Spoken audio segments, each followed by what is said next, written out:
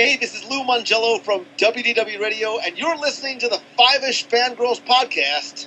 Let's do this.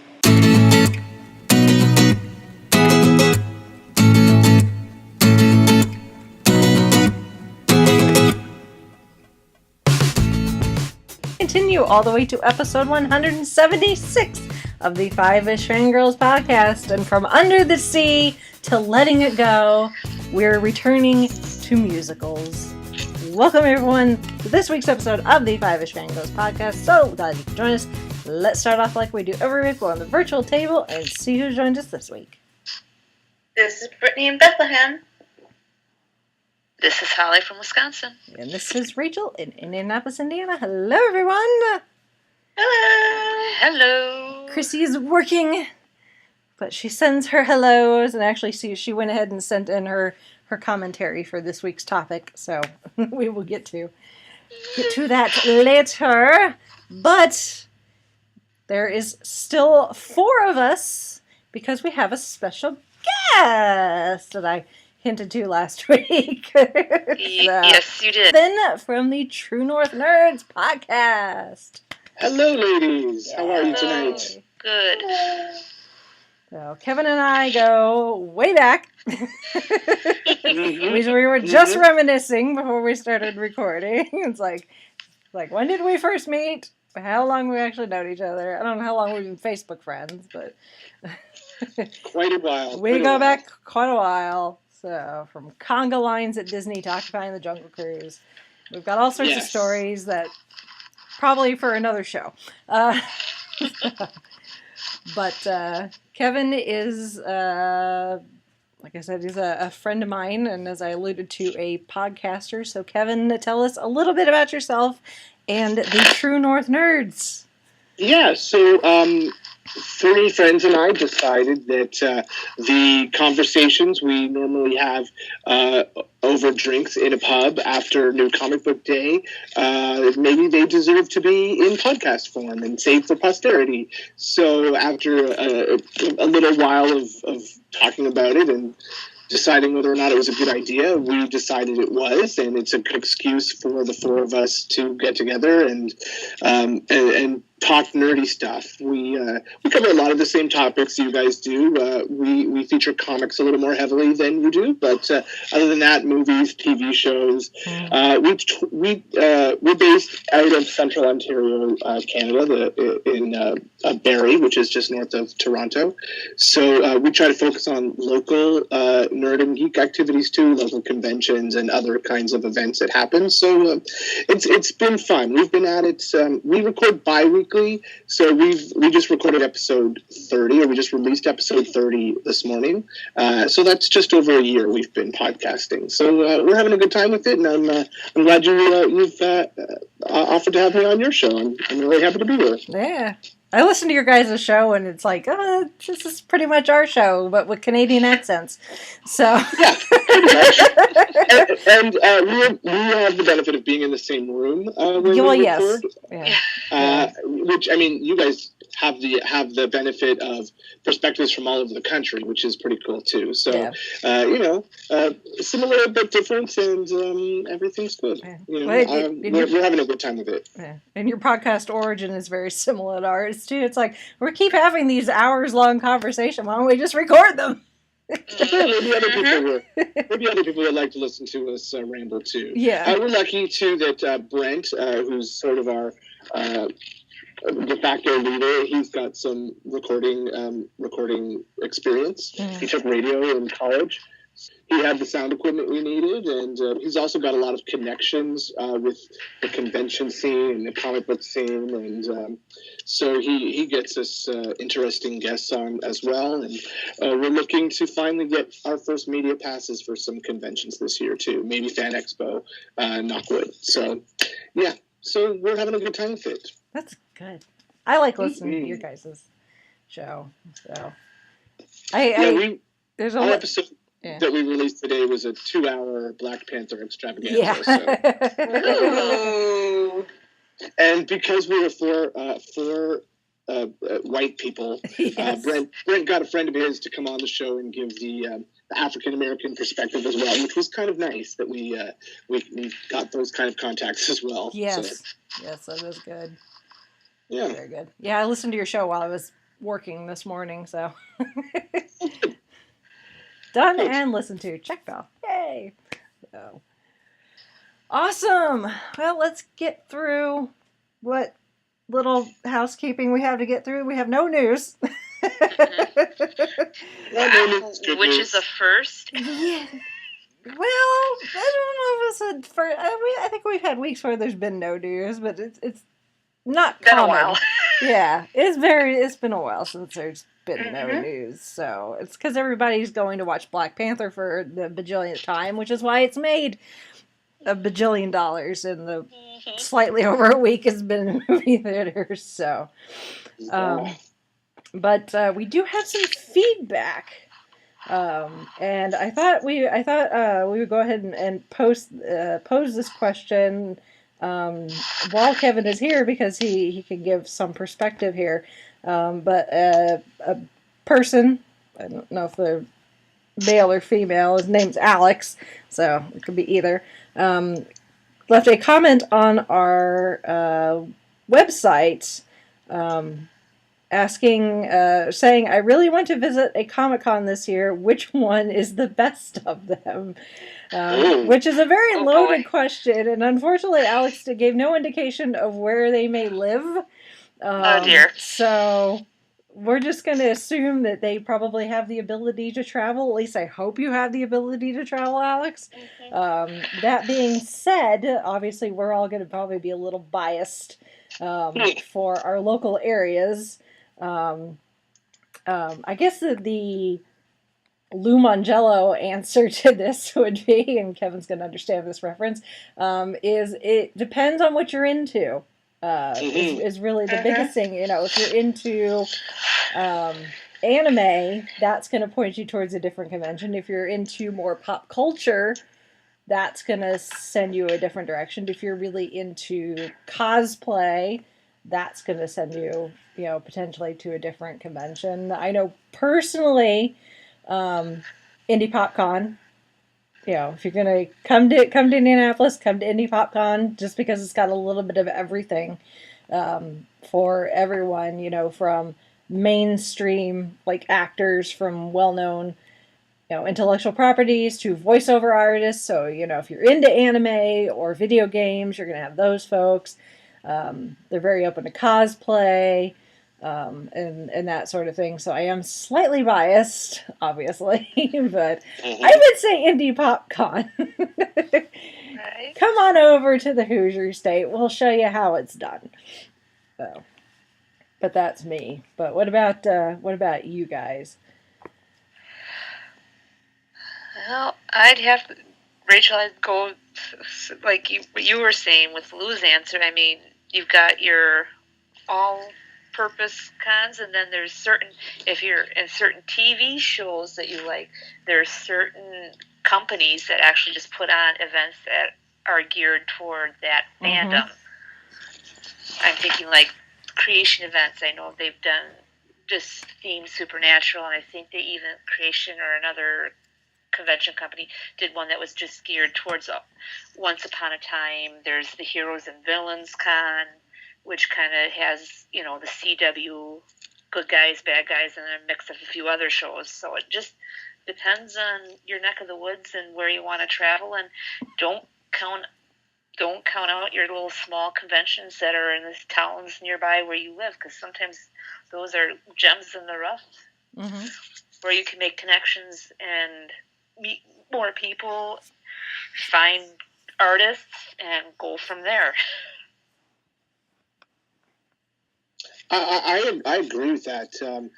In the last few years around here, library conventions have become a big thing, and almost every town around here has a library Comic-Con where they'll bring in a few artists or local people who do geeky crafts or are cosplayers. We've had great fun going to a couple of library conventions around here, and then even the local comic shops are holding small conventions around here as well. There's one coming up here in my hometown, and I live in a small town of just 30,000 people. And we're having a Comic-Con this spring with the creator of the Teenage Mutant Ninja Turtles is going to be here, and some old TV personalities are going to be here too. So take a look at what's close by first before you decide to travel to a big con, because a huge convention like San Diego or New York or even Toronto Fan Expo are overwhelming with the number of people there. Like 150,000 people went to Fan Expo last year. That's a crowd. And if you're not sure if you're going to like it, I would avoid a huge convention to start with. Yeah. Brittany's got the advantage of location where she is, because you could go to like New York Comic Con if you really wanted to. Between like money and timing, it's like I can't walk it out yet. Yeah, well, that's a big convention too. I mean, it's kind of the little sister to San Diego, so But I mean, there's a few little ones that I want to try out, and I'm hopefully this year is going to be the year. Yeah. And like Kevin said, checking your local library, your local comic book shop. There are a lot of, and maybe not necessarily Comic-Cons, but like I know my local library, this has been several years ago, but they had like a Doctor Who day. Mm-hmm. And they had a projector set up, and they showed episodes of Doctor Who, and they had Doctor Who crafts, and people could come in, dressed up, and there was a Dalek, so keep your eyes and ears open in that. If you've got friends that are into, similar interests, ask them.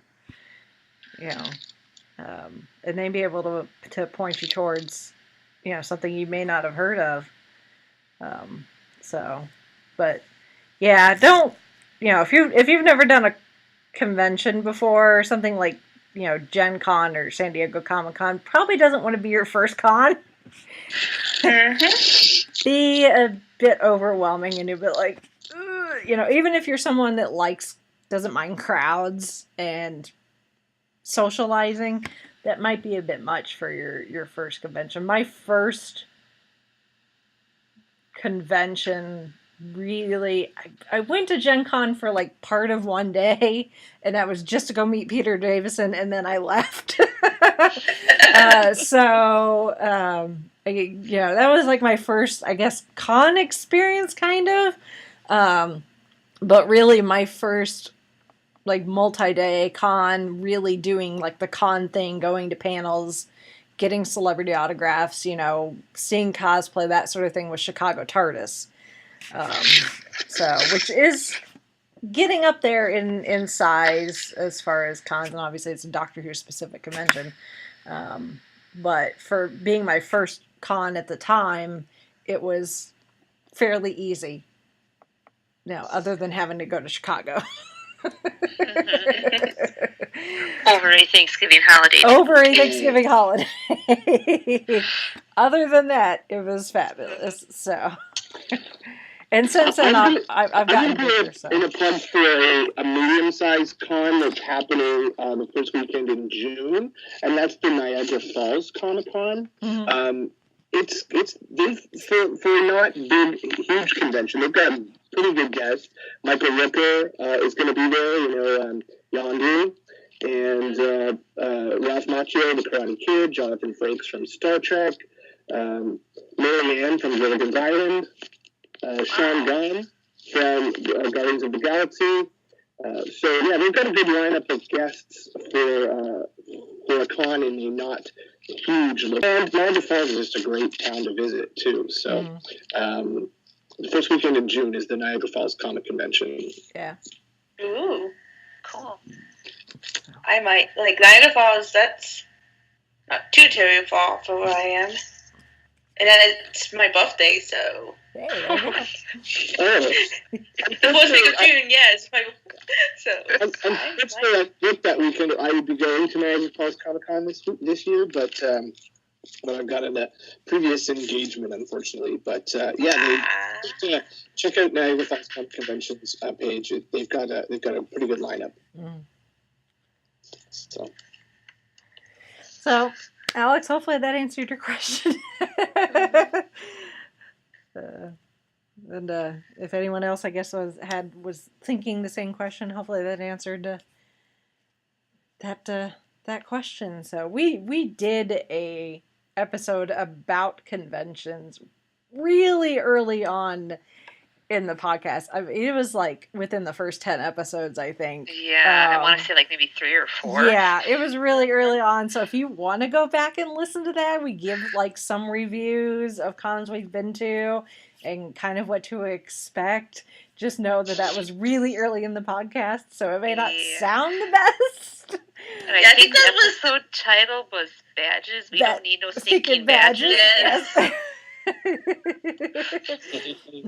I want to warn, if you listen back then, I think that was when I was still recording outside, because that was the only way I could. So, yeah. That was before one of your moves, too? Yeah.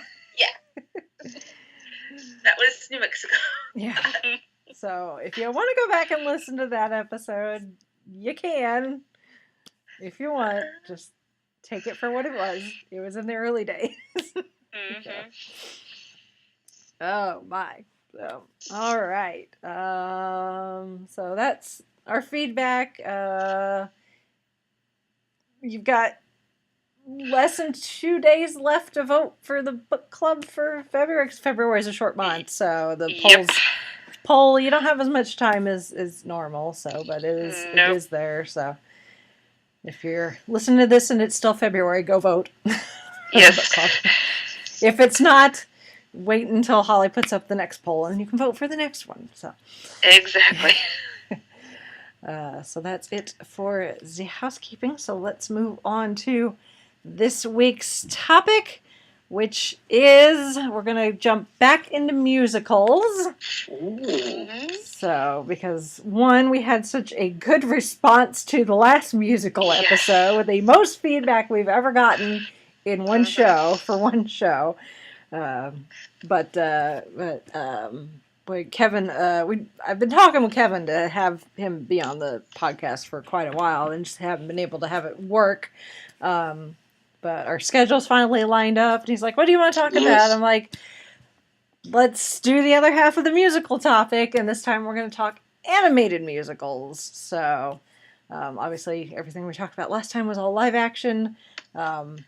Because we're talking animated, there's going to be probably a lot of Disney mentioned in this episode, because they're kind of the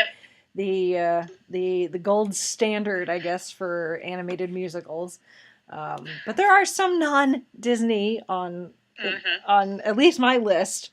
Yep, mine too. So, but as Kevin is a fan of musicals and a performer, and also a fellow Disney fanatic, we figured this was a good topic to have him be involved in. And then Chrissy has sent her list as well.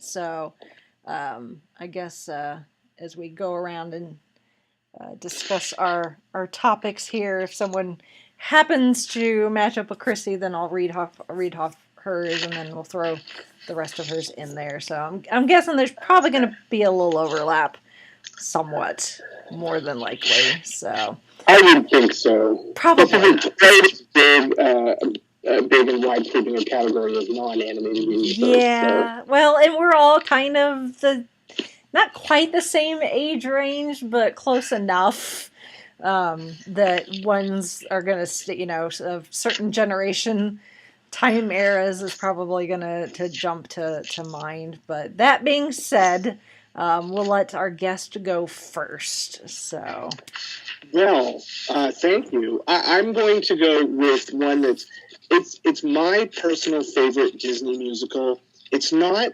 everyone's cup of tea. It's not everyone's favorite. So I'm leaving the big ones to you, ladies. But Hunchback of Notre Dame. Oh, that's a good one. Good one. I love that. One of my favorites. That is my absolute favorite score from any Disney musical. I thought it was interesting when that movie came out in the 90s. It was the first Disney movie in Canada to not be rated G for general audiences. It was the first PG or PG-13 rated Disney animated movie. Because it's got some pretty dark themes in it, and there's some. It gets pretty adult at times, especially the Hellfire song, which I think is brilliant, but is pretty adult when you. So I have loved Hunchbacks from the first moment I saw it. In fact, I ended up with the official movie poster for that movie, and it's been hanging in my room ever since. Nice. So, I love Hunchback. And I don't know, Rachel, do you remember back in the day when the Hunchback show was at Hollywood Studios? I was not going to Disney then. So I didn't really start going in 6. Yeah, it closed in about 2004, I think. Yeah. So. That was one of my favorite things at then it was MGM Studios, Disney MGM Studios. They did the whole show with puppets. The Jolly the goat was a puppet, and the gargoyles were really well done too. I loved that show, and it only made my love for Hunchback of Notre Dame, the movie, that much more. Now, I hear there is a new stage version that may end up on Broadway, which I'm really keen on hearing too. They've sort of made it even more adult. I think they cut the gargoyles out of it, and so I'm really keen to see that actually. So. That is my number one Disney musical for me. And it's written by Alan Menken is your composer, right? And your lyricist is Stephen Schwartz, whose big hit right now is Wicked. So it's you can't get much better than those two for a songwriting team. Yeah. Well, and anything. I mean, more than likely a lot of the Disney, especially the Disney Renaissance era, more than likely, if you look at who wrote the music, Alan Menken's name is going to come up a lot. Yeah, one of the heavy hitters. Yeah. So, very cool. So, who wants to go? Actually, one of my for Halloween, I was Esmeralda. So that was a fun. That's amazing. Yeah. I remember when that movie came out, it actually came out the same weekend as the first X-Files movie. Oh, that's right. And I did a double feature that night. I saw the X-Files movie and then just walked to the theater next door and watched Hunchback of Notre Dame. Nice. It's better. Yeah, mine was allowance money had to stretch so far, so it was coin flip, either Hunchback or X-Files, and I think X-Files wound up winning, and then I just waited the following week or when I got my next batch of allowance and went to Hunchback. Oh, my. Who wants to go next? Decisions. I can go. My first pick is going to be a non-Disney. It came out in 2000 from DreamWorks. Lyrics and most of the words were by Elton John. The Road to El Dorado. That's a fun one. Yes. I don't think I've seen that one.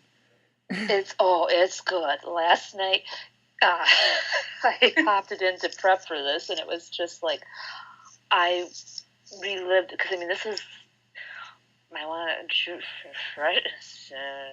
like junior or freshman year of college when it came out, and oh my gosh, I loved it. Great characters. I mean, history dealing with El Dorado, and when I heard the music was done by Elton John, I was like, okay, I'm sold.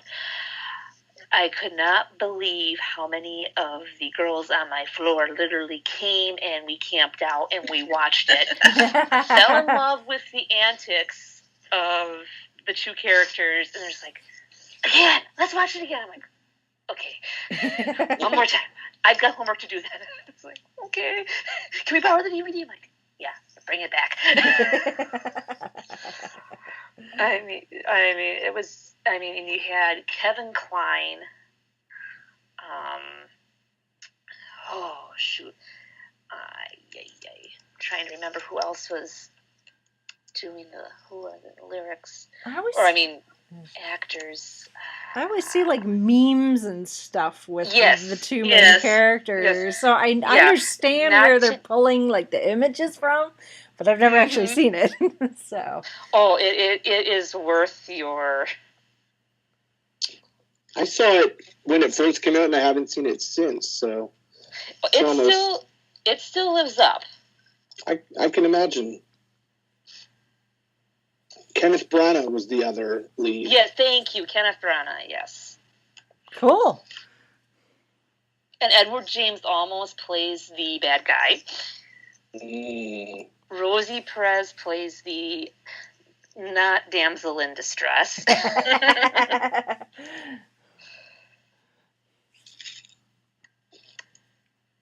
cool.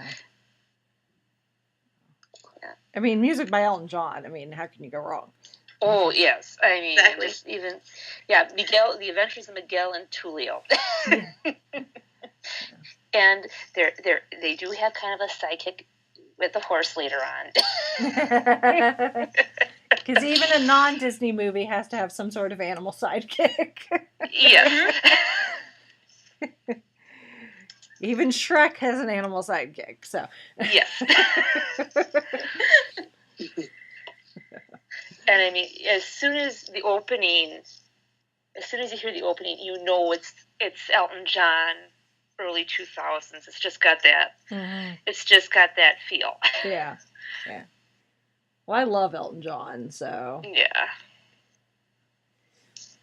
I will have to add that, or I guess move it up the list. I'm sure it was probably on the list somewhere, but I'm going to have to move it up the list. If it wasn't on the list, it now is, but it's being placed pretty high. Yeah. All right. I guess I can go next. Which one do I want to go with first? Okay. Let me get the giant icy elephant out of the room. Okay, yep. As soon as I jumped. I know what you're going for. Yeah, I jumped on Just let it go. Yeah, I jumped. Yep. I jumped on the bandwagon a little late. I did not see it until it had come out on DVD, but I do love me some Frozen. It was our first trial run for the podcast, if I remember correctly. It was. We all tried to watch it at the same time while all on like Google Hangout, but it get delayed. And then we switched to Skype. But then people's like DVDs or whatever, would skip or get stuck or whatever, and then we get off, and then we were singing "Let It Go" to each other. All few minutes late. Yes. Late. Yeah. But that being said, I know a lot of people are over it. They were over it within like the first 5 minutes of Frozen being out. But I love it. Let it go will get in your head and it will not leave. Along with the snowman song. Along with Olaf singing about, the joys of summer, which I totally hear him. Give me summer anytime. But what I love about Frozen is that, yes, we've got a Disney princess and a Disney queen. So we're adding to the Disney royalty, whatever you want to call it, universe or whatever. But it's such a unique story compared to some of the other Disney princess movies where, it has some of the tropes, Anna falls in love with a man that she just met and wants to marry him like a lot of the Disney princesses do, but she doesn't. He turns out to be the bad guy. You know? I love how like they actually call it out too, though, in the movie. Like you just met him. Yeah. Like so they take all the tropes and kind of turn them on their head, and I love that. You know, the fact that you know, the whole moral of the story is not about romantic love. It's about familial love. You know, it's the love between parents and their children. It's the love between siblings. It's not about getting married and finding a man, you know, like some of the some of the other, you know, kind of fairy tales are about. And you know, the characters are just, they're so, you know, the cast is amazing. You've got Idina Menzel, you know, who's got pipes for days. You know, you've got, you know, Josh Gad as Olaf, who's just adorable. You know, yes, you've got an animal sidekick. And this time a reindeer. Why not? But it's just such a good movie, and you know, so a lot of people are like, I'm so frozen out. You know, it started appearing in the parks. They've added you know, there's a Frozen ride now. They took the attraction in Norway and rethemed it to Frozen, and you know, some people are like, oh my god, but you know, they did a good job. It's a really good ride. Yeah, it's a good ride. Yeah, so you know, you know, they've got Anna and Elsa as meet and greet characters. They're in the parades. They're in the fireworks. They're in the projections in the castle. They're at, you know, World of Color out at Disneyland. But you know, Disney knows when they've got a good thing. And the story, the moral of the story, I think is really good for kids. You know, that it's not, you know, the love between family members and how powerful and important it can be. The history of Frozen at the Disney company is really interesting too. I mean, they've been trying to make a Snow Queen movie for like 40 years. Yeah. And they just couldn't come up with an angle that made it work, right? Yeah. So it wasn't until they came up with the idea that it was going to be sisterly love that was the focus, that they finally found a hook to hang the whole plot on. Yeah. I mean, even once they greenlit Frozen, and the you know, they started working on pre-production and concept art, and you know, the Lopez's started working on the music. At the time, Elsa was still supposed to be the villain. And they could, even then, even though it had been greenlit and they were working on it and this movie was happening, it just wasn't working. And it wasn't until they decided that Elsa is not the villain, she's just in this situation, that they finally found something that worked. And we are getting a sequel, and hopefully, you know, they can catch lightning in a bottle twice. Obviously, as far as the musical team is concerned, yeah, they definitely know what they're doing, as we've seen with another recent Disney/Pixar release that we may get to at some point. So, but yeah, I'm not going to let it go. Give me, I will take warm hugs for days, and I will not be letting it go. So, and I you know, yes, let it go. Like I said, it gets in your head, and it's one of those earworms that once it's in there, it's hard to let go. But if you listen to the lyrics, and not just take it out of the story and listen to what the lyrics are saying, the message in Let It Go is just so important about being yourself, essentially, and not letting mistakes you may have made in the past hold you back. You know, not letting other people dictate your future and tell you what you're supposed to be. And And it's a very, very powerful message, and one that I take to heart. As I get older and I look, I've done that, or, I could have, that was a dumb decision and that sort of thing. It's like, no, let it go, focus on the future, and not worry about mistakes made in the past. So that's one of my biggest takeaways. That, and I love warm hugs. So my favorite song in that movie is "Love Is an Open Door." I love that duet. Yes.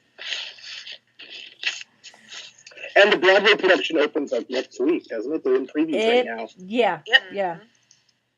So Frozen is not going anywhere anytime soon. No, it's Nope. not.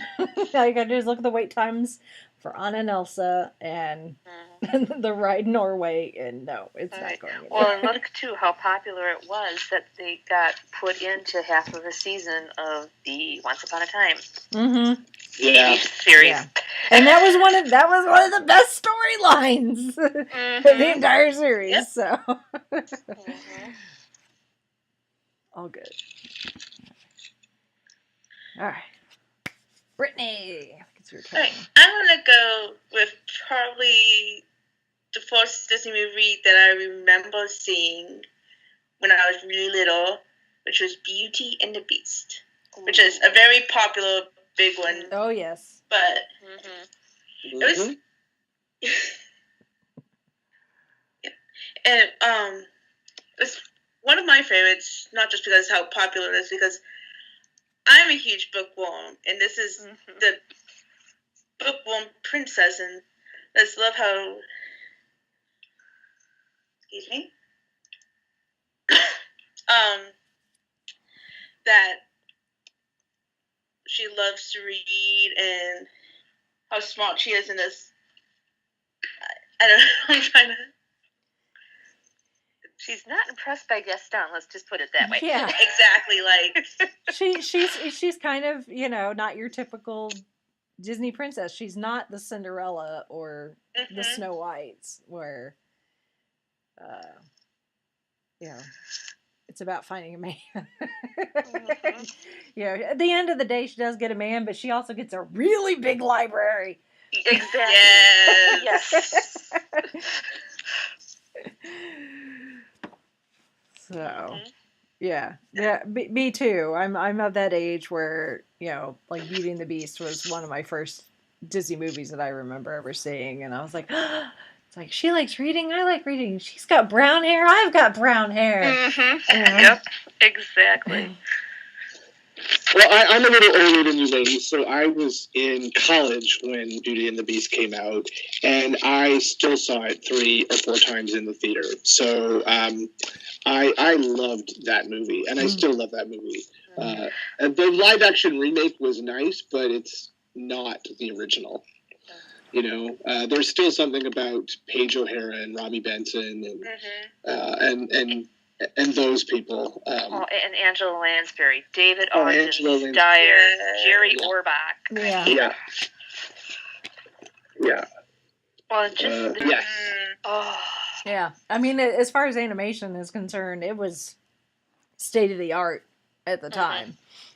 Yep. Wouldn't it be nice if they re-released that to theaters? Oh yes. I think they did not too long ago. They made it 3D, didn't they? And there was a short run in movie theaters, because I'm sure I remember seeing it with 3D glasses not long ago. They might have, but I don't remember. So I would have gone to see that, because I know I went to see The Lion King when it came out for 3D, but I don't remember Beauty and the Beast. And they put the Something Human number back in, didn't they? Or they did that for DVD release, perhaps. That that could may be. So, I mean, I have a couple different. One of them have that being human added back in. It's been a while since I've. Well, and you want to talk about a Disney property that's got staying power. it was one of the early Disney Broadway adaptations and is still going strong. And you can catch, local productions of it. The stage show's still there at the studios. Yes. Okay, good. They haven't replaced it with Frozen yet. No, Frozen kicked out the American Idols. Yeah, that's true. I said jokingly, but still.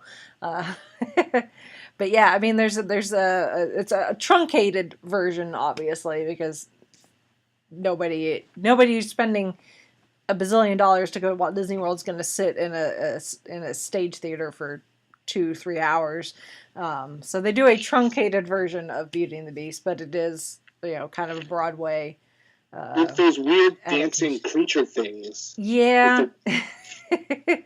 It's odd. It is a bit odd, because the size of the theater and the shorter running time and that sort of thing, they have to kind of do some artistic things to make it work as far as characters and costumes and stuff.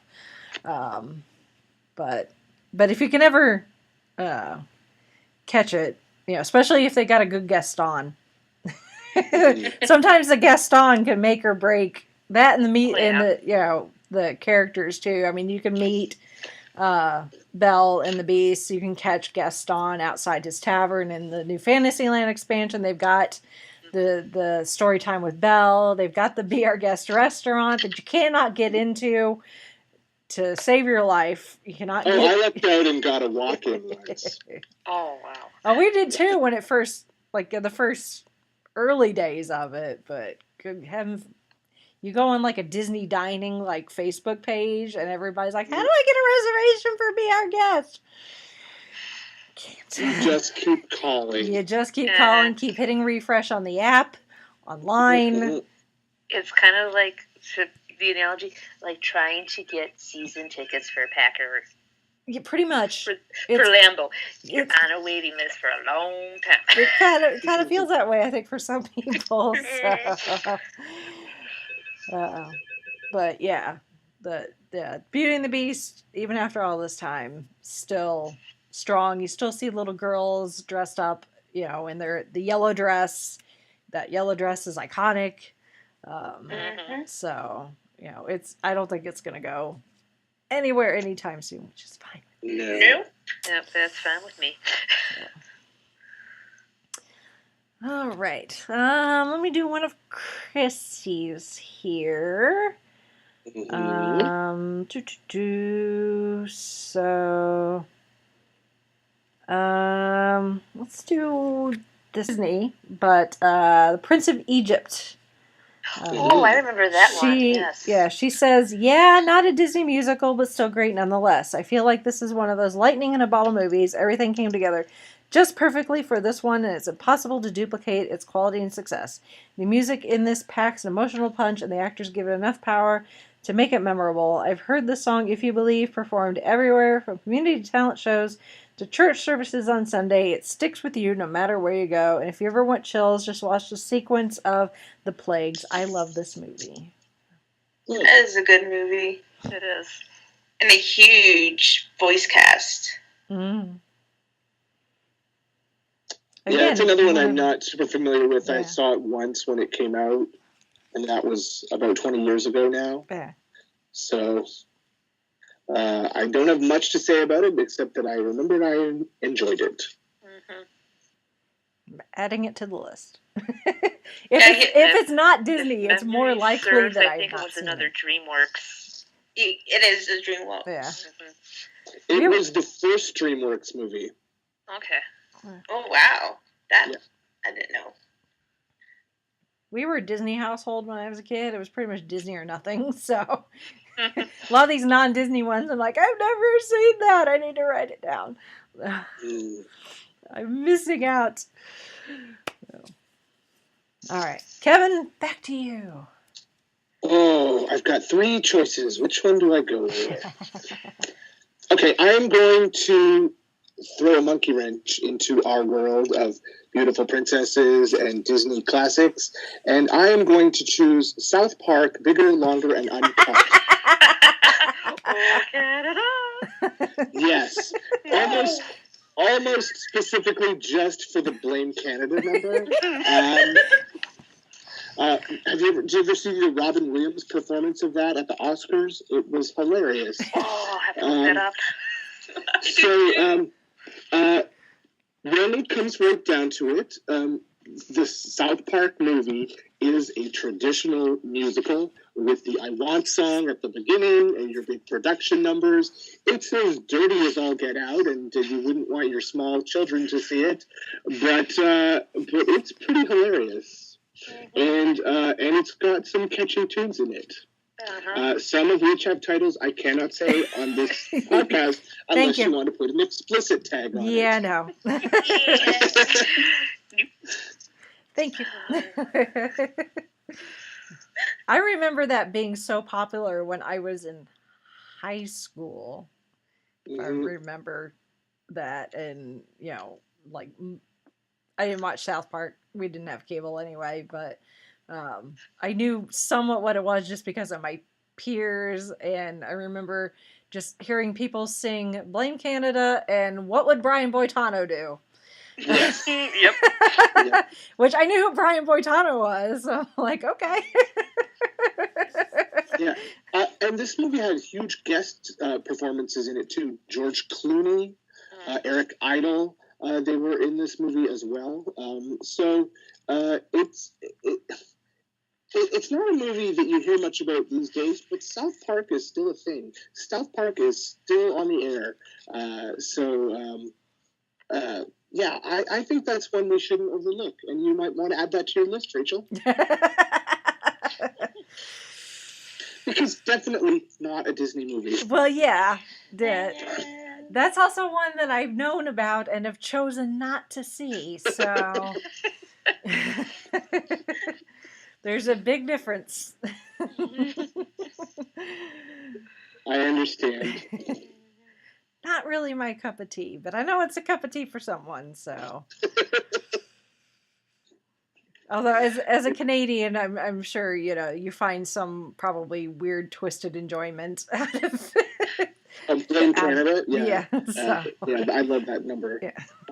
And then, to tie it back to Disney, the next musical that the South Park creators created was Book of Mormon for Broadway. Yeah. And the songs in that were written by Lopez, the Frozen. Yeah. The Lopez. So, they know where talent lies too. So. Yeah. It's like 6 degrees of Kevin Bacon. How can we work this back to Frozen? 6 degrees of Elsa. There you go.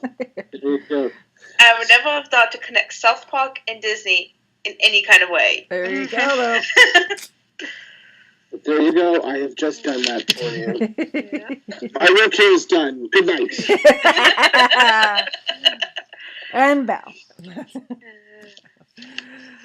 All right, my next pick will bring it back to Disney, and it has kind of my theme. We had Elton John with Road to El Dorado. This one had a cast of Bette Midler, Billy Joel, music with Huey Lewis, Oliver and Company, Cheech Marin as Tito, Billy Joel as Dodger, Bette Midler as Georgette the Poodle. I mean, awesome soundtrack. I mean, awesome story. I mean, this came out when I was a little girl. I loved this one. I mean, isn't it like loosely like an adaptation of like Oliver Twist? Yes. Yeah. Yes. Yeah. It's a direct adaptation of Oliver Twist. I've never seen it, even though it's a Disney one. It's one you would think this is one I've seen. It's got dogs in it. You think my mom would make sure that this is one we watched when we were kids, as much as she loves dogs and Disney, but apparently not. I'm gonna have a talk with my mother. I've never seen this one either. There's a couple of songs that would show up on like Disney compilation albums that I had. Why Should I Worry? And what's the song Bette Midler sings? Perfect. Perfect isn't perfect, or perfect isn't easy. It's easy to be perfect isn't easy, but it's me. Yeah. So that's all I really know about it. I've never actually seen the entire movie beginning to end. Gonna make you all feel old. This movie came out before I was born. by 2 years, I think. But I actually haven't seen it in a few years, but I tend to listen to the soundtrack quite often. Yep. Because, I mean, Billy Joel. Well, yeah. You put on Why Should I Worry, and you're moving and you're shaking like Dodger on that piano as it's getting lifted up into the air. Yeah. That's when I go to YouTube a lot to deliberately find. I still think I have the McDonald's little toys floating around somewhere from the Happy Meals when the movie came out. It's like, I need to get those.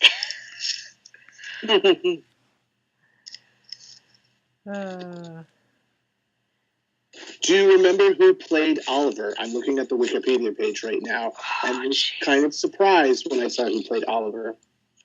Was it the youngest boy from the Family Ties TV show? No, but you're on the right track. It was Joey Lawrence. Oh, that's right. Whoa! That's right, from Blossom. Yeah. Or should I say, whoa! Yes. Woo. Exactly.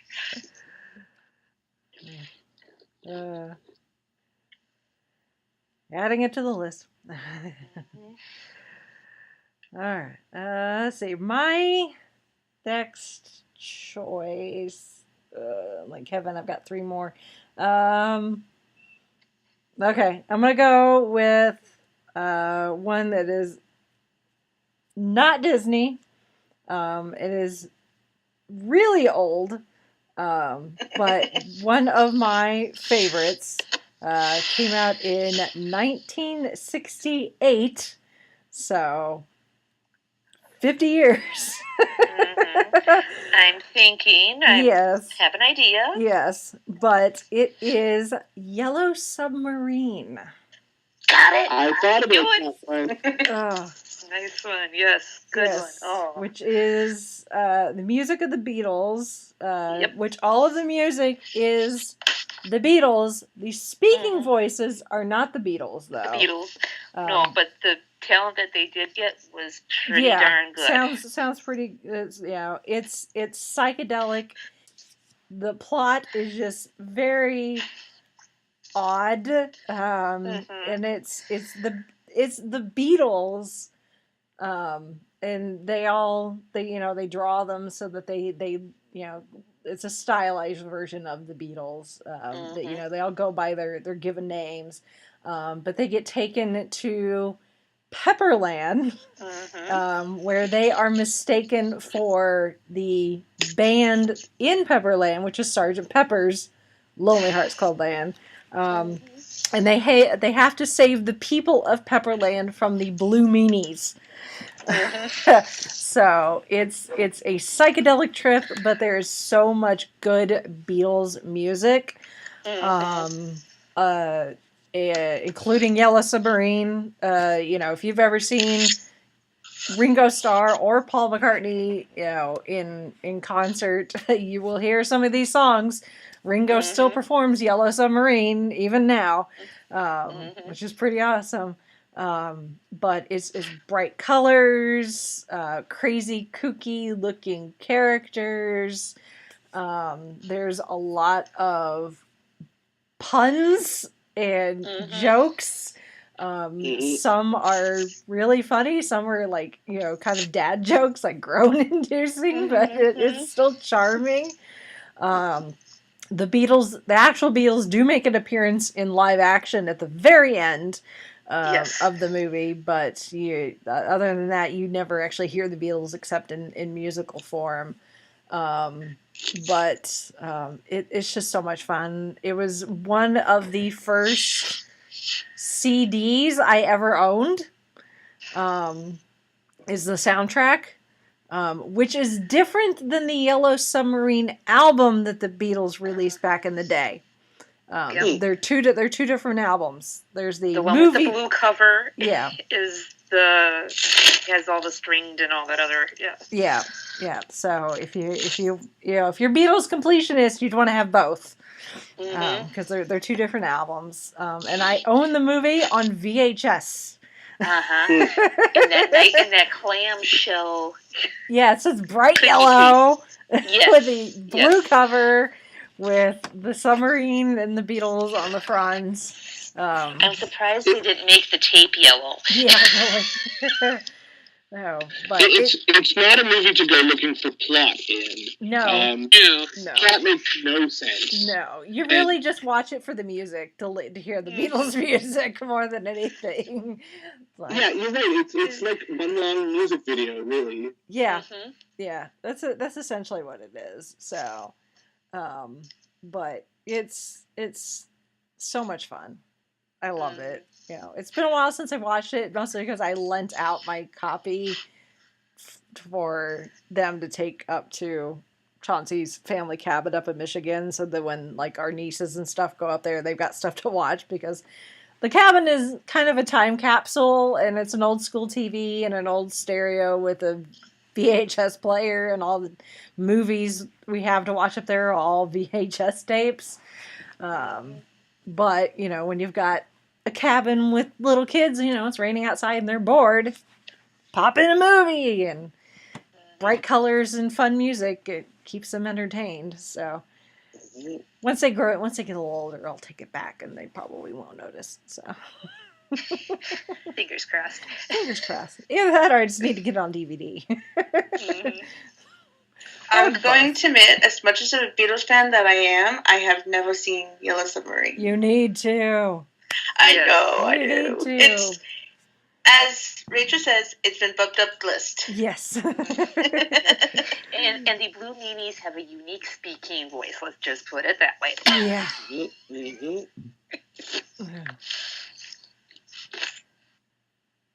But it's so much fun. It's one of my favorites. I've toyed with the idea of getting a Yellow Submarine tattoo. Oh, cool. But have held off because Decisions. Well, yeah, that, and I've been told that yellow is not the best color for tattoos. So it does not age very well, apparently. Or hold its color very well, which is kind of sad.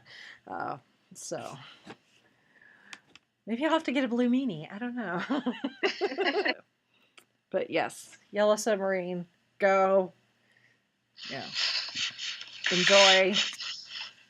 Yeah, have it on in the background, if you're doing housework or something. Because like Kevin said, there's not much of a plot, so you're not really going to miss anything. Just have it on for the sound, and then occasionally a song will come on. And you're like, oh, I know this song.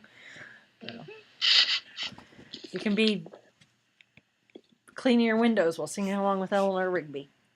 And I think if you're paying too close attention, you can get a headache very easily. It's very bright and things flash. Yes. I'm surprised people don't get epileptic seizures from it. Yeah. I'm sure back in the day when this movie was new, it was great for those that partook of psychedelics. Oh, yeah. Oh, yeah.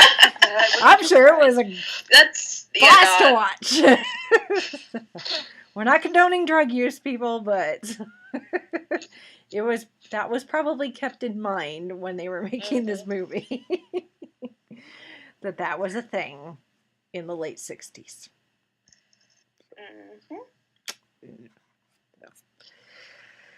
All right. Brittany, I think it's your turn again. My next one is non-Disney. It's probably my all-time favorite non-Disney animated musical, which is Anastasia. Yes. I was always fond of this movie, even before I knew the history of Anastasia and the Romanov family. And then even after, like, I found out, like, the whole truth, I still love this movie, how, like, the romance of it all and the hope of there's more than what you've got so far, and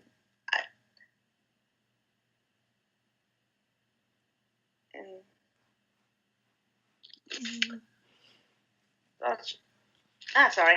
Well, if the Disney and Fox merger goes through, Anastasia could become a Disney princess. Yep. Mm-hmm. That's true. That is true. A lot of people think she is anyway. Like, Yeah, when people a lot talk of about people Disney said, princesses, she gets lumped in there, and then people have to be corrected. Like, no, she's not a Disney princess. I think, like, when it first came out, I thought it was Disney, but I was also, like, young enough to, like, not really pay attention to what was up front. Yeah. Like, ooh, cartoon. Well, they sure used the Disney playbook on that film too. I mean, it has the feel. It's lovely. I can't hum any of the songs from it off the top of my head, but I do remember I saw it when it came out in theaters, and I thought it was a lovely film. But it wasn't quite Disney enough for me. You know what I mean? Not to knock it, it's a beautiful movie, and again, that's another one that's showing up on Broadway these days too, isn't it? Yes, it's been on Broadway for like 2 years now. It's been on like my list that I have to go see.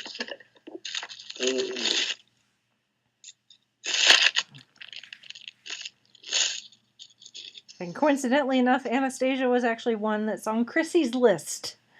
So her commentary for Anastasia was, even with all the Disney animated musicals, this one, which is not Disney, no matter what the Fox merger may say, stands out to me, partially because I took voice lessons when I was in high school, and for my first recital, I sang Journey to the Past, which still remains my favorite from that movie. Beyond that, I just love the story.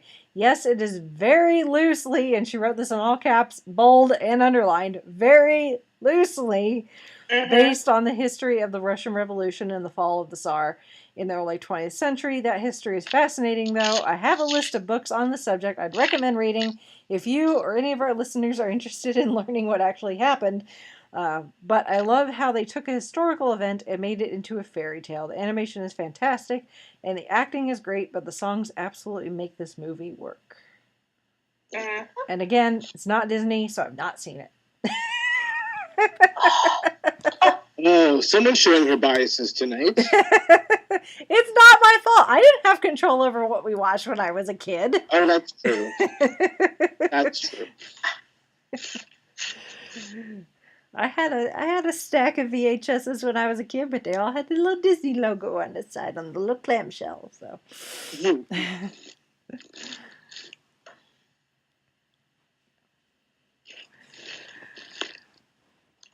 All right. We are back around to Kevin.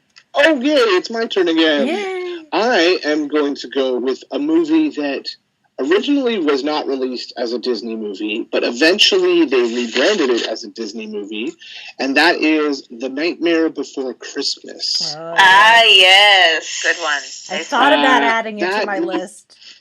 It's creepy, but beautiful. It's got those cool, eerie songs that Danny Elfman wrote. Yep. And he's the singing voice of Jack, too. So I love This Is Halloween and What's This? And the Oogie Boogie song. It's just so stylish, that movie. And it's mind-blowing how much time they spent moving those little puppets to make a movie that looked as amazing as it did. Oh, yeah. Yeah. I regret to go out to Disneyland to see the Haunted Mansion Holiday when they overlay Haunted Mansion with Nightmare Before Christmas. Have you ever seen yes. That? Yes, I when we went to Disneyland a few years ago, it was at Christmas time, so yeah, the Nightmare Before Christmas overlay was out. Well, When I went to Tokyo Disneyland, Haunted Mansion was closed because they were in the process of turning it over into Nightmare Before Christmas. So I just missed it in Japan. It's good, and it fits. I can imagine. And especially at Disneyland.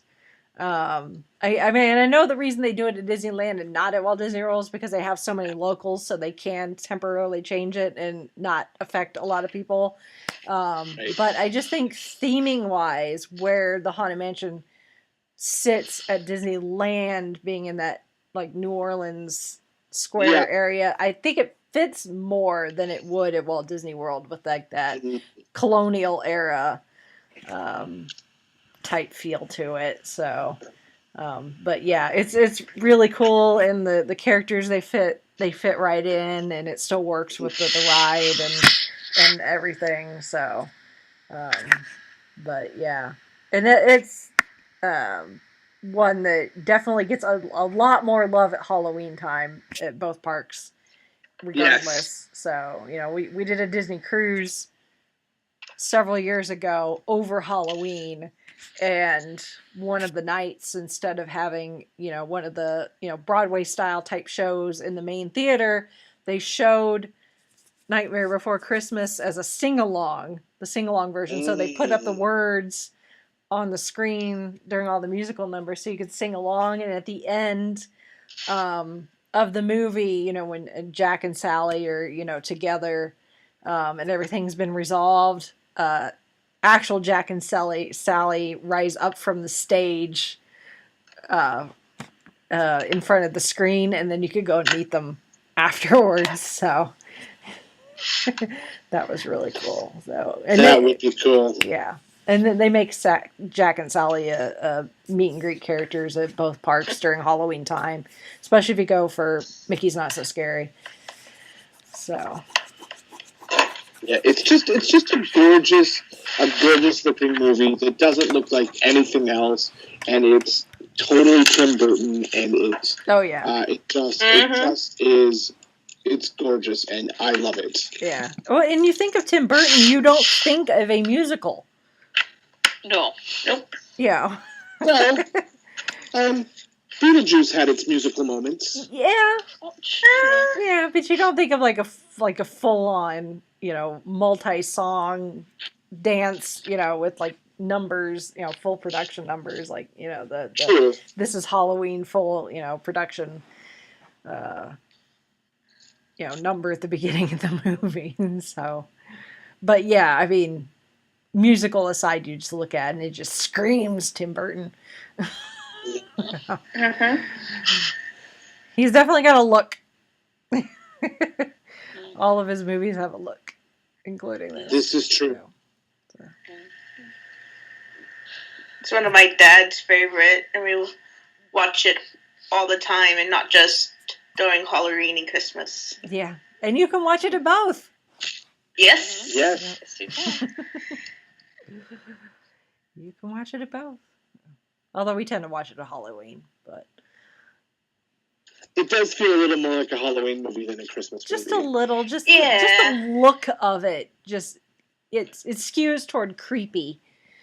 You know, with a lot of black and, you know, dark colors and, you know, more Halloween feel to it. So, but yeah, you can watch it at both. Yeah.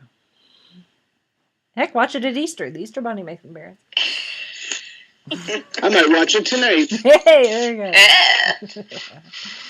Okay. This next one is a non-Disney movie. It came out from Blue Studios and Amblin Entertainment in November of 1986, and it's called An American Tale. With Fievel and Dom DeLuise played the tiger. It's a story about a Russian family of mice who are trying to come to America, and Fievel gets lost, and he gets help from this other mouse family along with Tiger the cat, to try to find his family. And it had the Peeble Brace and want to say Linda Ronstadt song "Somewhere Out There." Mm-hmm. Yes, And it did have a sequel called Five Will Goes Five Will Goes West. West. Yes. Yeah. I haven't seen those movies in years, but I love Yeah. those. I had a giant stuffed animal of Five-O. I think I still have mine floating around somewhere. And it's got the big blue squishy hat. Mm-hmm. Mm-hmm. Those I do remember seeing. Okay. So, I remember Five Will Goes West being not quite as good No, as the first one. as the first one. So, but I mean, even after all these years, like Somewhere Out There, just like that's a tearjerker song. It's like, Yes. yeah. Because it's kind of a sad song, you know. It's about being separated from someone that you care about. You're like, you're going to find the person you're looking for, I promise. You're going to be reunited.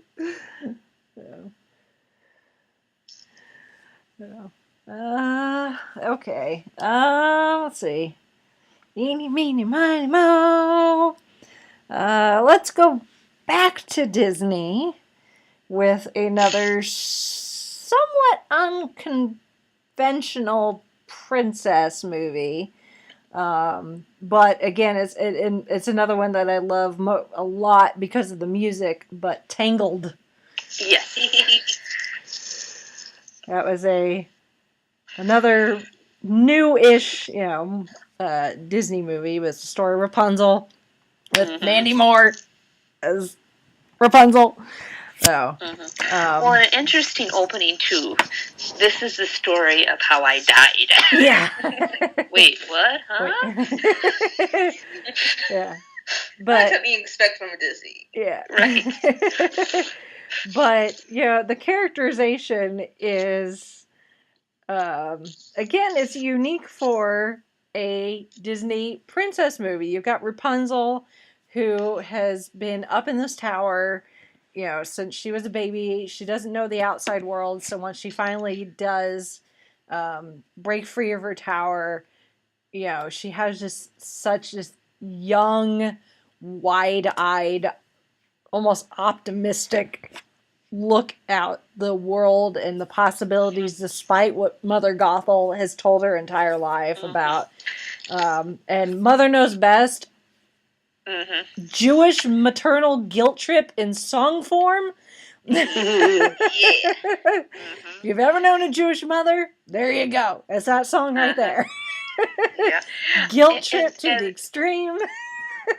Yeah, and speaking of sidekicks, she has the protective little color-changing pipsqueak by the name of Pascal. Yes. She's got a chameleon as her animal sidekick. Flynn Rider. Give him the smolder. Yep. Yeah. Yeah, and notice how Rapunzel rather dangerous with that frying pan. Yeah. Yeah, watch out for girls brandishing frying pans, because you're in trouble. And meeting the band of merry thieves, I guess, and ruffians at the Snuggly Duckling. And their lively sing along of "I Have a Dream." Yes, I love that. Let the nice gentleman sing. Yes. Tangled is one that sort of slipped through my cracks. I never saw it when it came out in theaters, and it was at least a year after it was released on DVD before I watched it, and I think I've only ever seen it once. So that's one I need to put on my list. Yeah. Oh. And I'm not one for romance. And Chauncey knows that. That's no way a dig to my husband or anything. But I'm not one for stereotypical romance. I'm not into candlelit dinners and flowers and that sort of thing. So a lot of the romantic songs that we know from the Disney movies, So This Is Love, Someday My Prince Will Come, they're great for what they are, but for me it's kind of yeah. But I do love the lantern song when Rapunzel and Flynn Rider finally make it to the Lantern Festival. At last I see the light. Beautiful song. You know, if I'm gonna get romantic with a Disney song, that's it. So.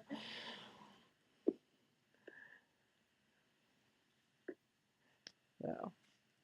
And they're again, it's not nearly as widespread as Frozen, but you can meet Rapunzel, and sometimes Flynn Rider, at the Disney parks. She doesn't. Tangled does not have a themed attraction. It does have a themed restroom area, though. Yep. Right next to It's a Small World. It's this giant, it's restrooms and there's seating so you can rest. I think there's some stroller parking. It is cool because they do have charging stations for your phone. They have outlets and USB ports, so if you've got your charger with you, you can sit there and charge your phone. But it's got Rapunzel's tower, and there's hidden Pascals, so you can look for him. But it's essentially it's restrooms, as I like to call them. It's Rapunzel's restrooms, the Tangled toilets, or Flynn's flushers. Have you heard the crazy rumor that's been floating around the Disney circles in the last week or two? Oh, yes. That they're going to take out It's a Small World. A Tangled ride? They're not going to do that. There's no way they're going to close It's a Small World. No. Could you imagine the brouhaha they'd have on their Oh, heads that yes. did go through? Oh, my. Yeah. It's like a Disney, like, satire. It's kind of like The Onion, but it's Disney specific. Site that I think started it, and it kind of snowballed. True, it's like, no, if you actually look at the site, you'll see that it's not real. They are not touching It's a Small World to put in a Tangled ride. No, they're not. No. They're not touching It's a Small World to do anything except maybe put a fresh coat of paint on it. So, right. Rewind the giant clock. Make sure none of the dolls have escaped and tried to kill anyone. That's Right. If you've not read the Kingdom Keepers books, then you don't understand that reference. But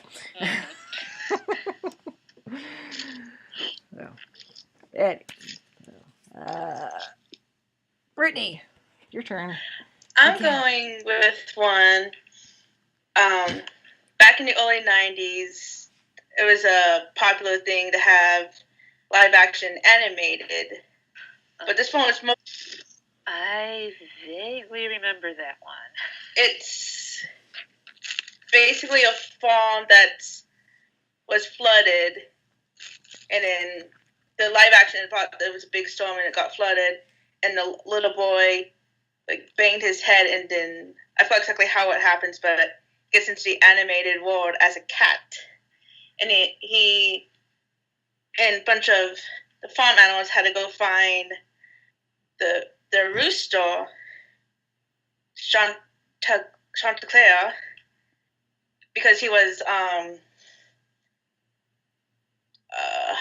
disheartened that the sun would come out when he wasn't singing, so he left the farm to become an Elvis impersonator. Oh. It's I think I vaguely remember seeing commercials for it, and maybe seeing the movie poster and seeing this rooster or whatever dressed up like Elvis, and I'm like, what the heck is this? And the bad guys were these owls who obviously said they hated the sunshine. Yeah. So they were trying to get I mean, if you look at the cast, it's not really anybody noticeable until you get so far down and you see Glenn Campbell. Mm-hmm. And Christopher Plummer as the Grand Duke of Owls. Phil Harris, I'm looking at that cast list too. Phil Harris was Baloo. Yeah. And Thomas O'Malley and Little John too. Yeah. Mm-hmm. But other than that, there's not A lot of recognizable Charles Nelson Riley. That's random. Yeah. I remember having a double check. Like the person who played the kid has a very similar last name to mine, so I always had like a double take. I'm like, oh, Yeah. no, never mind. A good movie. Mm-hmm. Definitely 90s. Like I said, Yeah, it looks like it. 90s. But it's definitely, I definitely recommend it. It has a lot of good songs, as you can guess, very Elvis Presley stylized. Yeah. Mm-hmm. You got some going for you right there. So. Cool. Let's see. Let's get another one of Chrissy's here. Let's stick with Disney. I think everything that's left on her list is Disney. Yeah. So, this is another obvious one. The Little Mermaid. Movie I remember seeing in the theater. First animated musical I remember seeing in the theater. This movie is my childhood. Me too. It was many years before I realized what a milestone this movie was for Disney animation, but it's clear what made this movie work so well. The music is beautiful and fun, the animation is timeless, the characters are memorable and clever, and the story is great. True, it's not the same as the original Hans Christian Andersen tale. That's probably a good thing. Yeah. Because the original tale is kind of morbid, as a lot of his work. And I know some people look down on Disney for adapting these fairy tales the way they do. Well, they kind of have to make them family friendly. You ever look up the original story of Rapunzel, you'll be glad that they made it the way they made Tangled. But I look at it as a high-budget fanfic, and if you want to read the original, go for it. Side note, if you want an excellent original fairy tale that is somewhat based on this version of The Little Mermaid, I'm totally going to butcher this name, Lee Bardugo wrote an anthology of fairy tales for her Grisha series of novels. The anthology is called The Language of Thorns, and the short story is called When Water Sang Fire. If you read it from a certain angle, it almost serves as an origin story for Ursula, or at least a sea witch from the original tale. So there. I was traumatized when I was really little, because, like, my mom had a bunch of those fairy tales, and I was like, oh, it's a Little Mermaid. I read it, I'm like, that's not what I know. Yeah. That's not... I was really traumatized. Yeah. If you ever read, like, the original fairy tales, not just the Hans Christian Andersen, but any of them, in their original, even if you just read synopses, go on Wikipedia or whatever, you're like, that is disturbing. Yeah, it does not have the happiest of endings. No. Yeah, most of the time they do not live happily ever after, and there's a lot of, like, death and dismemberment for a lot of these fairy tales, so, and some other adult things. So even like the good guys that we know from, like, turn out to be kind of cruel. Good guys? Like, yeah. Yeah, if it not for children, but if you're an adult, go read the original French Sleeping Beauty, and you'll never think of the prince the same way again.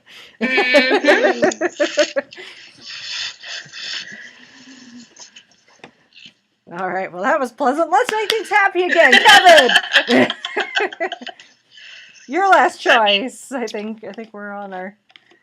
Most of us are on our last choices here. So does that bring it back to me then? Yes, it does. It does. I okay. So many choices left. I could go with the Disney Renaissance, but we've talked about a bunch of those movies, so I'm going to go with a live-action animated. Not compilation film, a movie that's got cartoon sequences in a live action film. Yeah. That's not Mary Poppins. I love Bedknobs and Broomsticks. Oh, that's a good one. Yeah, I've always loved that movie, Bobbing Along at the Bottom of the Sea and Substitutionary Locomotion. It's just a fun movie. I think they were trying to catch the Mary Poppins Lightning Men, but and they didn't quite get there. But Angela Lansbury is charming, and it's the same. It's the same actor who played Mr. Banks in Mary Poppins. He's playing the male lead in Bedknobs and Broomsticks. And the music by the Sherman Brothers. Yeah, Sherman Brothers music. Yep. The Island of Nabumbu. I just think it's hilarious. And I think some of the character designs they used in that were sort of maybe recycled for Robin Hood. Because I think those movies came out around the same time, early 70s.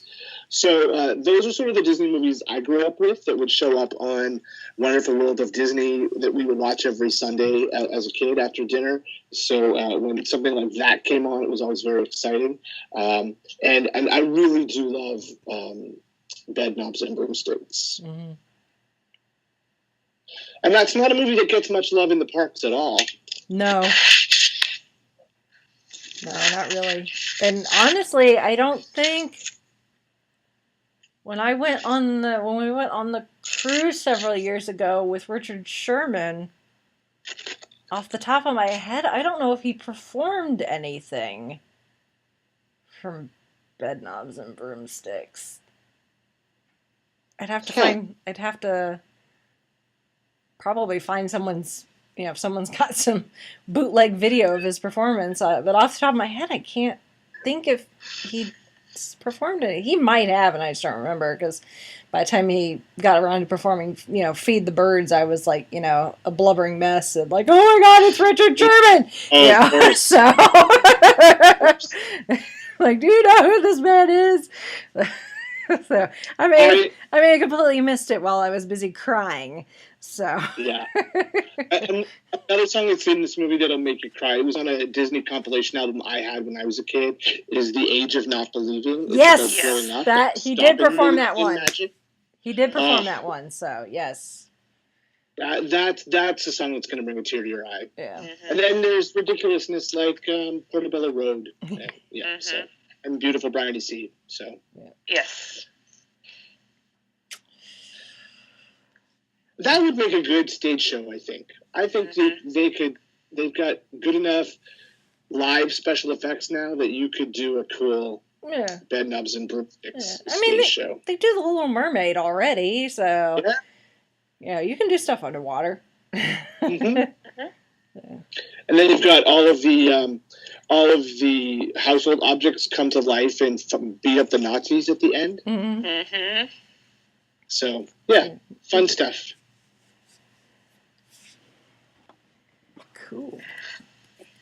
Now, my last one's a non-Disney one, kind of keeping with the musical theme I had before. It's Spirit and the Cimarron. Oh. DreamWorks with Matt Damon as the horse and soundtrack done by Bryan Adams.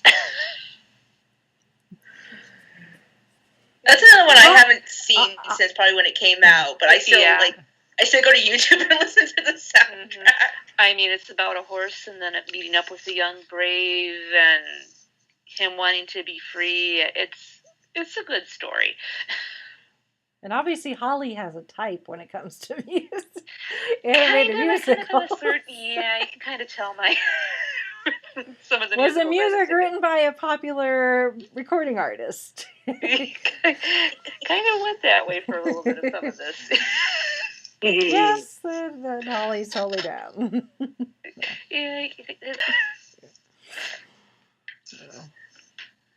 Well, my last one is kind of a go with me here. I'm gonna take a page from Lou Mangiello here a little bit. Okay. So because it's not one specific movie, it's a franchise. Okay. More than anything. Just because there is, the feature-length movie did have a lot of music in it, but they use a lot of original music in this franchise anyway, and that is the current iteration of My Little Pony. Oh, cool! So they've got the TV series, Please enlighten me. I know nothing of ponies. Yes, My Little Pony: Friendship is Magic, which we've done a whole show about it already. We did that last year, so you can go listen to it if you want. But the TV show, not every episode has music. Obviously, there's a theme song, but not every episode has music. But the ones that do, it can be quite catchy. Some of the characters have got kind of songs that they've sung at one point that's now kind of considered their signature song. Like Pinkie Pie has a song called Smile. Sometimes when they'll have guest stars come in, like the episode that Weird Al is in, there's a couple musical numbers, including one with Weird Al, which I hadn't realized that it was him until he started singing. I'm like, wait a minute, I know that voice. And I was like, it's Weird Al. But then there is the feature-length movie that came out last year. The main characters, but some of the celebrities that are in the film as well, including Kristen Chenoweth, who is in the movie. And then there is the kind of spin-off, which we talked about when we talked My Little Pony, which is the Equestria Girls, which has had several, not feature-length, but I think hour-length specials that have had several musical numbers in them. Music is actually kind of a central plot point to a lot of the Equestria Girls specials. And then there's been some shorter specials as well, like web created or web release specials that they release every now and then. Usually when the series is off the air and they're in between seasons, they'll release a bunch of Equestria Girls stuff. So yeah, My Little Pony: Friendship is Magic / Equestria Girls / My Little Pony: Friendship is Magic the movie. There's just a good collection of songs spread out throughout the franchise universe / whatever you want to call it.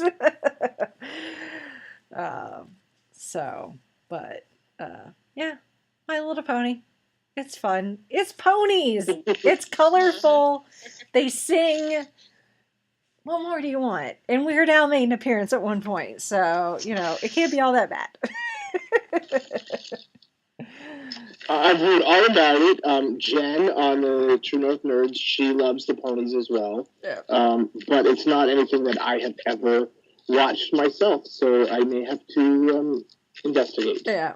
Chet, I don't know if it's on the Canadian Netflix or not, but I believe it is. If it is, I think I'd have to look up the exact season and episode title. But if you kind of want to dip your toe in the water as far as ponies, if you're a fan, I would say watch the episode with Weird Al. Okay. So there are 7 seasons of it on Canadian Netflix. Yeah. And I can't remember for the life of me which episode it is.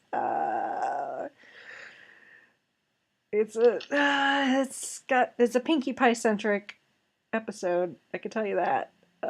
Hold on. Wikipedia. Pinkie Pie is the one you cosplay as, right? She's one of them. Pinkie Pride is it's episode 12 of the 4th season. So okay, season 4, episode 12, Pinkie Pride. Adding that to my list. Yeah, but that'll give you a good idea of what My Little Pony is like. So, and if you decide you still don't like it, well, at least you got an episode with Weird Al. So true. There. That's my last choice. Mine is going back to the Disney Renaissance because that's my childhood. We're going to Pocahontas, which just around the river bend.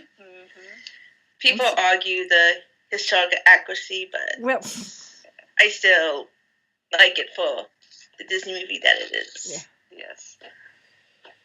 Just we've got the cute, adorable sidekicks again. Yeah. Yes. In this case, 2. Yes, a hummingbird and a raccoon. Yeah. Nico and Flit. Yep. Yep. I can almost subtitle this this podcast episode and Animal Sidekicks. Yep.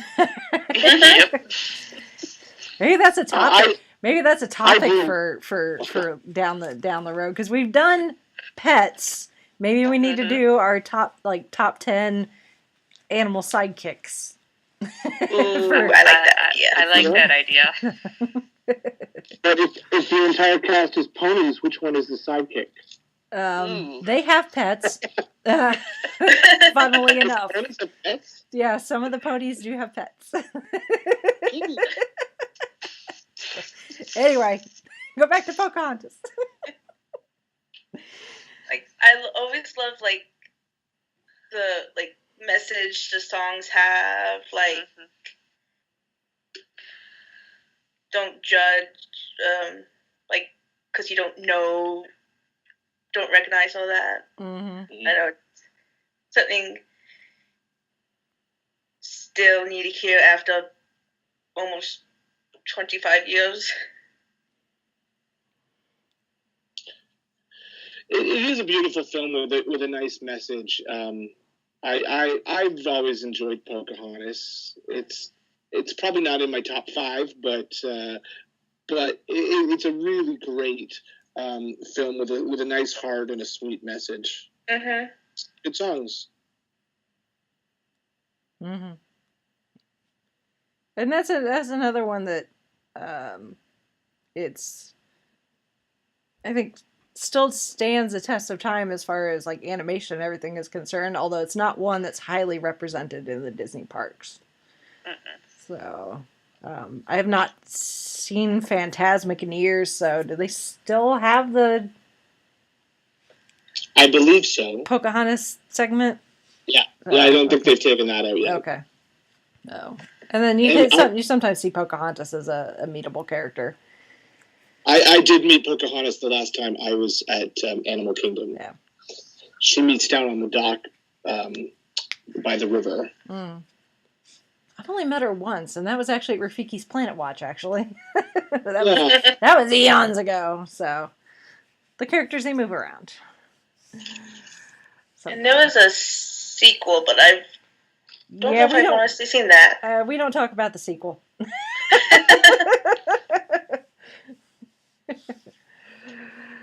That is the sequel that must not be named. One with the Disney Renaissance era. Well, the original, the first movie to come out in theaters, all were great hits and, still hold up after all this time. But several of them got direct-to-video sequels that we do not talk about.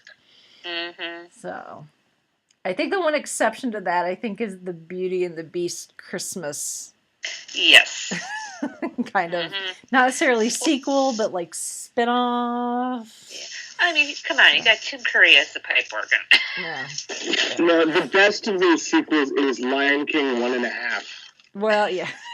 I actually kind of agree with that. Yeah. Okay, yeah, the 1.5, that's Timon and Pumbaa telling the same story from their point of view. Yes. Yeah. And speaking of the Disney Renaissance, Chrissy's last 2, she's got 2 here, but they're both kind of short in her feedback. So first is Hercules. She says, again, Disney adapts a tale from another source and makes it their own. I adore this one. I love how fun and silly it is, while also telling a heartfelt story. The music is fun, too. I love the muses and their songs. Also, James Wood is Hades. That is all. Mm-hmm. Yeah. I remember when they were talking about when we're going to get Hercules and Hades from Once Upon a Time, we all wanted James Woods. Yeah, we all wanted James Woods to come back, and didn't. But yeah, that's another one of my favorites. That's what got me into learning all that, the ancient Greeks got me interested in all that. Yeah. The fun thing with Hercules is, it's kind of,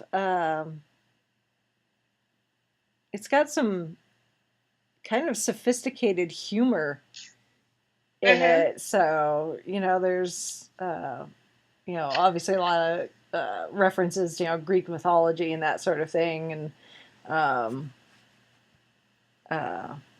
you've got Megara, she's a damsel and she's in distress, but she can handle it.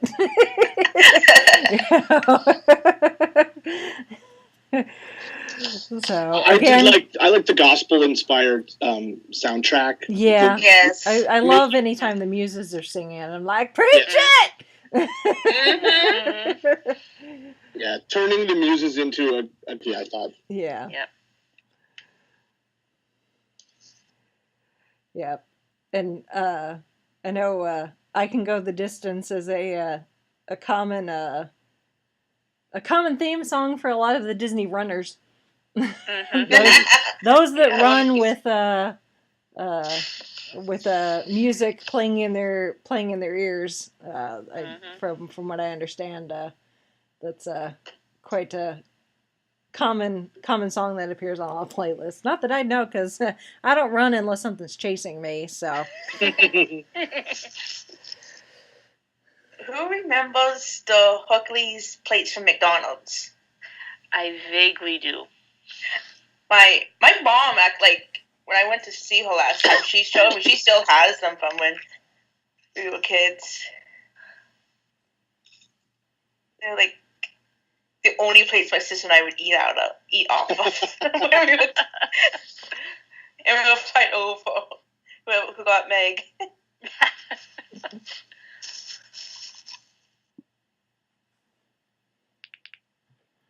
And then Chrissy's other one is one that at this point we've hardly any of us have broken out into song, but this may change to that. Mulan.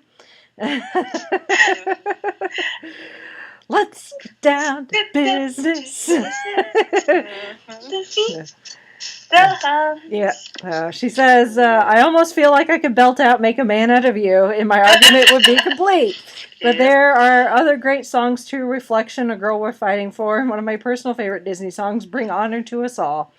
This might not be one that you immediately think of when you're thinking of animated musicals, since there are only 4 songs, but I like the music, the characters sing it in the story, so I'm counting it, which I agree. Yep. Absolutely. Sassy little Mushu. Yes. Yes, Mushu. Yes. Dishonor on you, dishonor on your family, dishonor on your cow. Before the rolling donkey, there was Mushu. Yeah. That's true. I ain't no lizard. I don't do that tongue thing. And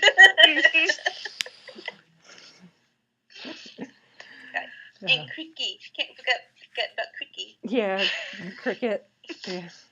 Well, and it's like Chrissy said, you can't hear someone say the words "Let's get down to business" and not immediately jump in with "to defeat the Huns," even if that's not what they're talking about.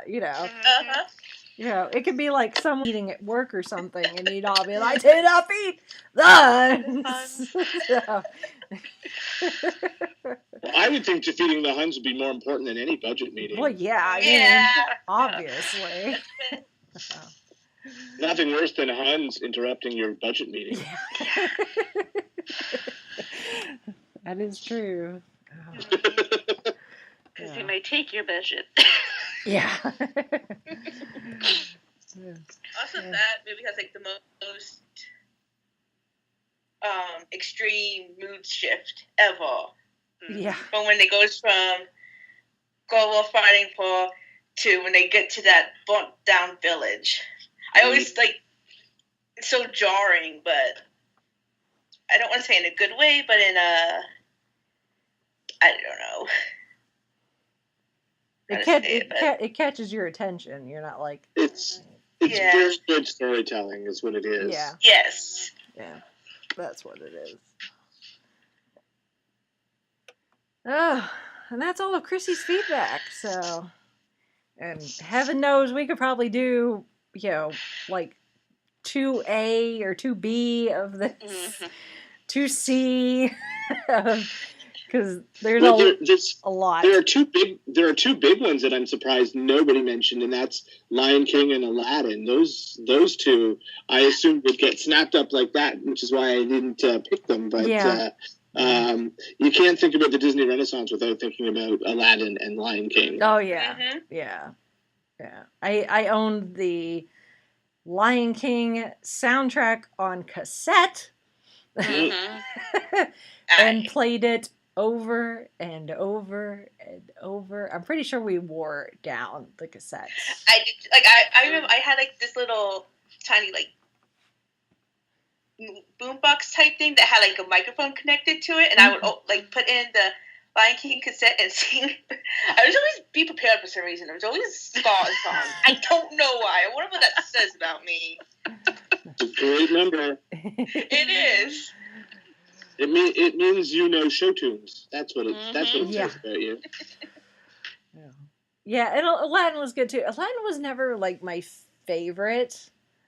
I owned it. I own it now. I have some anniversary edition DVD. I don't remember what anniversary it was, like 20th or something. On DVD, where there's a whole bunch of behind the scenes and making of. There's archive footage of the voice cast in the recording booths and interviews with them, and then showing them how they animated things like the rug and how state of the art that was. Being able to animate carpet, and making a carpet, seem like a living, breathing thing. Yeah. Well, I can remember the brouhaha with Aladdin because I think I had the soundtrack that was non-censored for the cut off year whatever. I had the non-edited version. Yeah, I was spacing those lyrics. Mm-hmm. That's it. I've always been surprised that they've never built any kind of like Escape from the Cave of Wonders ride at a Disney park. Oh yeah, that would be so much fun. From the first time I saw Aladdin, I thought, well, this is going to be a ride in a theme park, and then all we've gotten is a Dumbo ride with magic carpets. Yeah, I can still remember playing the Aladdin video game and trying to work the carpet and get my way out of that. I scene. died Oh, so many times. That one I think I only made it out once, and that was it. Otherwise, it was try again.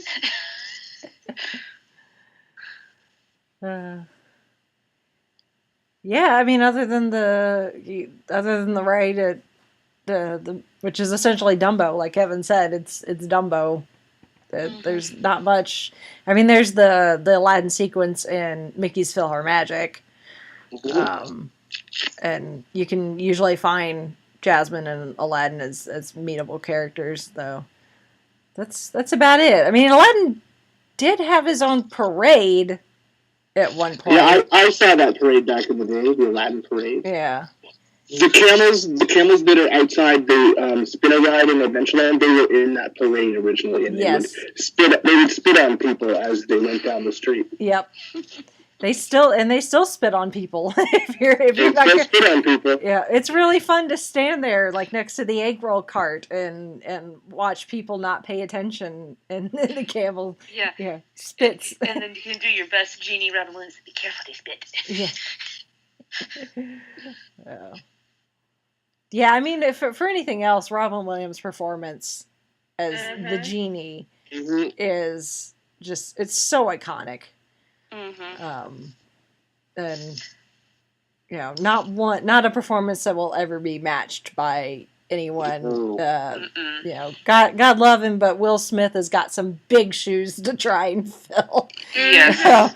The best he can hope for is just try to put his own spin on the character, because that's just not that can be matched by anyone.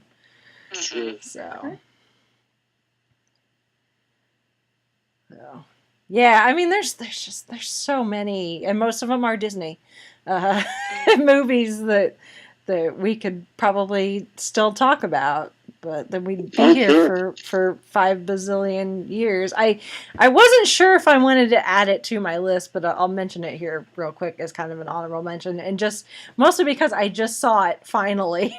It's one I've been wanting to see. I know which one you're talking about. Yeah, is Coco. Mhm. Oh, Coco is a lovely movie. It is. It's a beautiful movie. It's what's interesting though is Pixar movies tend to not be music heavy. That's they kind of leave that to Disney to do the song and dance type thing. Like a song, it's usually a song playing in the background. It's not a performed song, like You've Got a Friend in Me from Toy Story or something. Or it's a song that's only designed to make you bawl your eyes out. Or that. Like just song in Toy Story 2. Yeah. For Coco to have, 3 or 4 original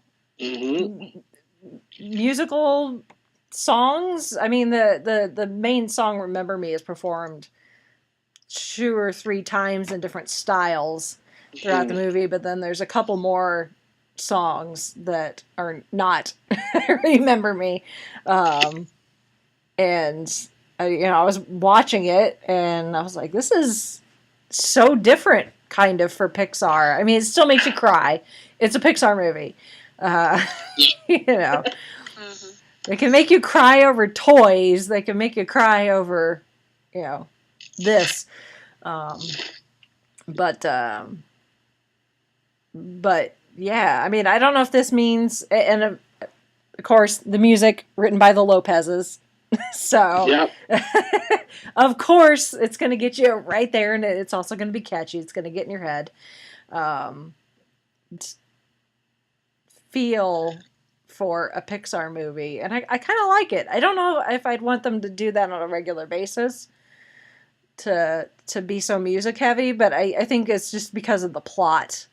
Yeah. The particular plot line, it almost has to be, because it's it's all about a musician, right. And this kid wanting to be a musician, so it kind of has to have music. So, speaking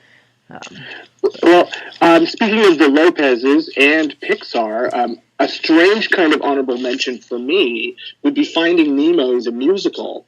Right? They took a movie, an animated movie that's not a musical, and made it into that amazing theme park show that I love that show so much. I can't go to Animal Kingdom without seeing Finding Nemo the musical. I listen to that score all the time. It makes me cry. It makes me laugh. It's probably the best theme park show that Walt Disney World has right now. Yep, it's really good. Yeah.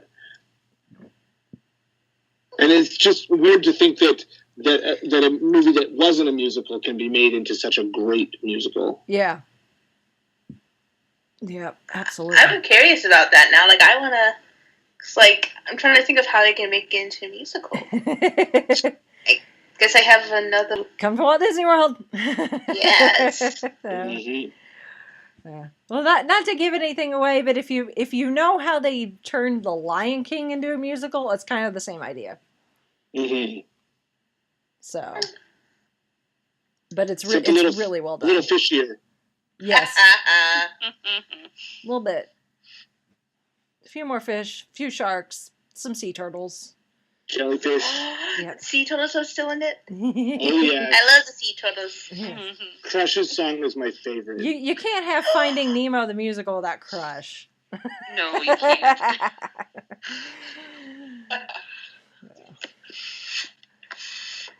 Awesome.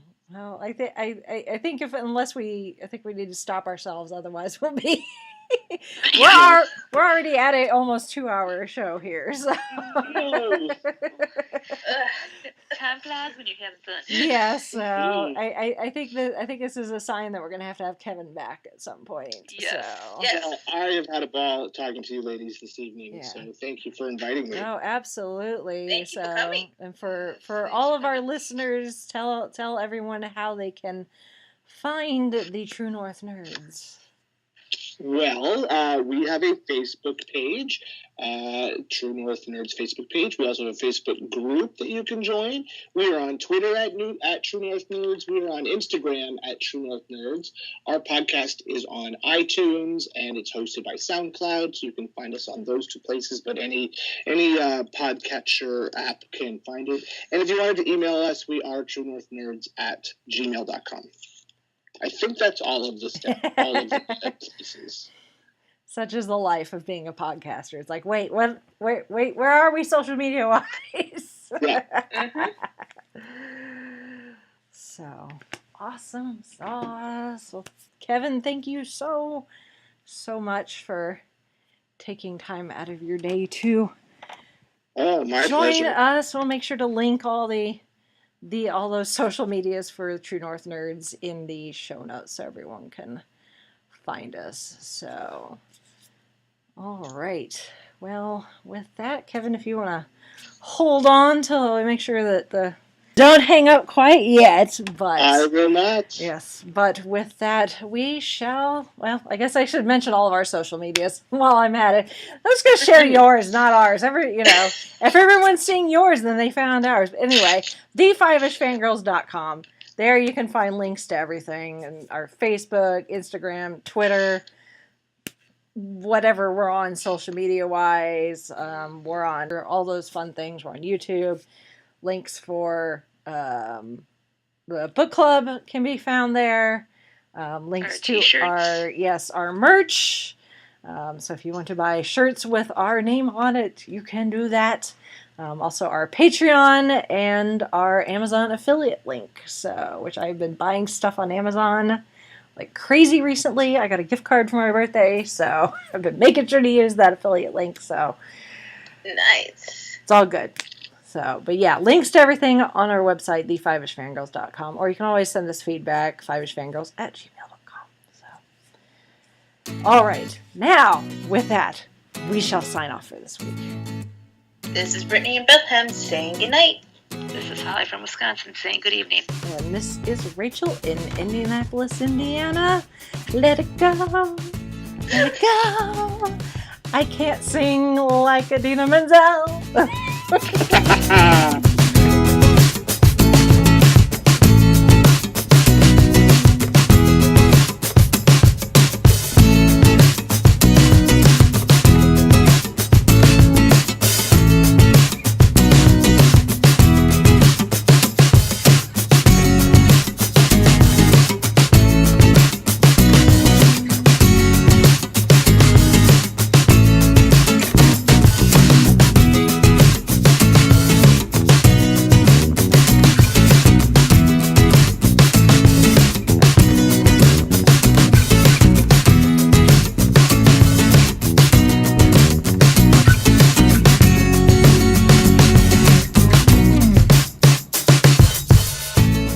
You have been listening to the 5ish Fangirls podcast. Any and all movies, books, games, and other forms of media mentioned are owned and operated by the respective copyright holders. No copyright infringement is intended or implied.